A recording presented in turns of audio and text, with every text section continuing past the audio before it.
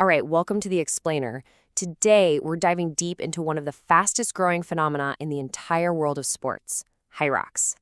From a strategy analyst's point of view, this is more than just a fitness race. It's a battle for the future of fitness itself. And it's happening right now. Let's break it down. Just think about this for a second. What if every single burpee, every lunge, every agonizing minute you spend on a rowing machine, what if that wasn't just training? What if it was practice for a real, globally ranked competition? That's the powerful, game-changing idea we're digging into today. And this idea, it's not just some theory. It's an absolute explosion. Hyrox has seen over 100% year-on-year growth. Look, this isn't just a little trend. From a business perspective, it's a rocket ship, and it's being fueled by some incredibly powerful forces. So, to really get Hyrox, you first have to understand the arena it stepped into. We are smack in the middle of a massive boom in what you'd call mass participation fitness events. This is a brand new battleground for people's time and money, and believe me, the stakes are huge. These are the massive tailwinds pushing this entire industry forward. I mean, think about it. We're more health conscious than ever. We're spending our money on experiences, not just things. And we're all kind of desperate for some real-world community. And then, of course, every single finisher's medal is the perfect photo for Instagram, which creates this amazing organic marketing machine that just keeps feeding itself. Yeah, so Hyrox wasn't walking into an empty arena. Oh no, this landscape was already dominated by absolute titans, and each one had carved out its own very clearly defined territory.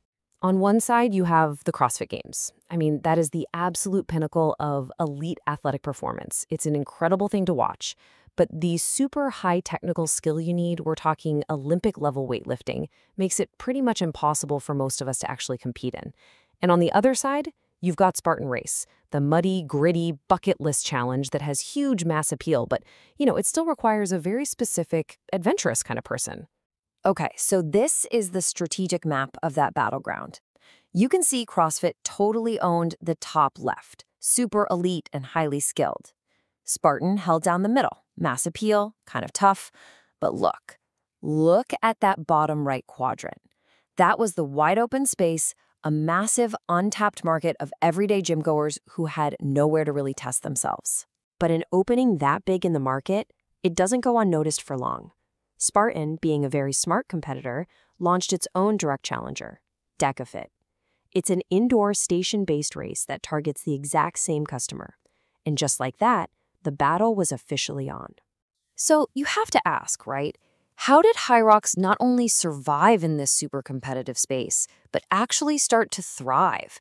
Well, it all came down to a brilliant and really disruptive strategy. This quote from co-founder and Olympic gold medalist Moritz Firstday, man, it just perfectly captures their big idea. He saw millions of people training in gyms every single day, hitting the rowing machine, doing lunges, but they had no game day.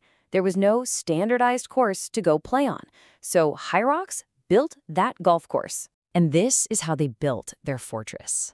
It all starts with standardization. It's the same race everywhere in the world, which creates one global leaderboard. That standardization then allows for incredible accessibility. The skill barrier is low, opening the doors to millions. That massive group of people creates a real community, a powerful word-of-mouth engine. And the whole thing is built on a slick, repeatable, and very profitable operational model. You see how it works? Each piece just makes the others stronger. And their business model is beautifully simple. A massive 69% of their revenue is projected to come directly from the core product, you and me buying race entries. Now, this is so important. It proves people are willing to pay for the experience itself, not just the brand. Then you've got sponsorships and merch providing that healthy extra income on top. Now, all of this feeds into this really powerful concept called the network effect. Basically, the more people who do a Hyrox and share their finishing time, the more valuable having a Hyrox time becomes for everyone else. Your result suddenly has more meaning because you can compare it to this bigger and bigger global community. It's a growth cycle that just keeps feeding itself. So where does all this go? Where is it all headed? Well, from a strategy perspective, we can pretty much map out 3 potential futures for Hyrox and this whole fitness racing world. All right, let's start with the bull case. This is the dream scenario where the rocket ship just keeps flying. Hyrox becomes a mainstream global sport, maybe even gets a nod from the Olympics one day. It becomes as common as running a marathon in every major city around the world. A true fitness behemoth. Now, the bear case is the flip side. This is where the hype just cools down. The intense competition from DecaFit could split the market. Growth stalls out. Or maybe it just becomes a one-and-done bucket list item for people. You know, like a lot of fitness trends we've seen before. The novelty could simply wear off. But the most probable outcome is likely the base case. Here, Hyrox doesn't necessarily take over the entire world, but it absolutely solidifies its position as the clear, profitable leader in its niche. Think of it like the Ironman triathlon. It's a powerful global brand, a staple for endurance athletes, but it's not exactly a mainstream spectator sport. And honestly, their journey so far really suggests that this steady leadership path is the most likely. What's just incredible when you look at this timeline isn't just the growth, but the acceleration of it all. From a single event in Hamburg in 2017 to global recognition and hundreds of thousands of athletes in just a few short years. The momentum is just undeniable.